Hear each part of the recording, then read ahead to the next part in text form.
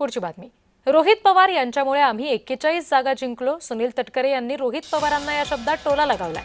सुनेत्रा पवार यांना अर्थखातं द्यायला पाहिजे होतं असं राऊतांनी म्हटलं। त्यांनी इतर पक्षात डोकावू नये असं प्रत्युत्तर त्यावर तटकरेंनी दिलं।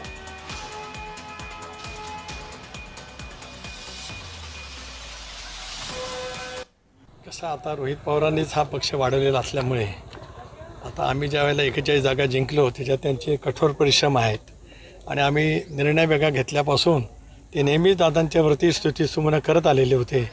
दादांनी म्हणजे त्यांच्या काकांनी घेतलेला निर्णय त्यांना अधिक प्रिय होता असे त्यांच्या अनेक वक्तव्यातून 2023 पासून संबंध महाराष्ट्राने संबंध वाहिन्याने अनुभवलेला आहे।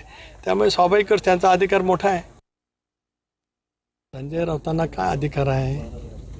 आम्ही महायुतीमध्ये आहोत। महायुतीमध्ये भारतीय जनता पक्षाचे एनडीएचे आम्ही घटक आहोत। त्या संदर्भातला निर्णय आम्ही करू।